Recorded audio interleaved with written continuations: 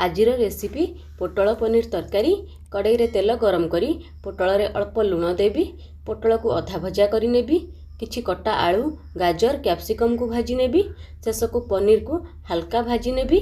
मसला पाई गोटे चामच धनिया, आधा चामच जीरा, गोटे लंका, अल्प अदा, गोटे टमाटो, अल्प टिके पानी देवी। प्लेन करी मसला को पेस्ट करी नेबी।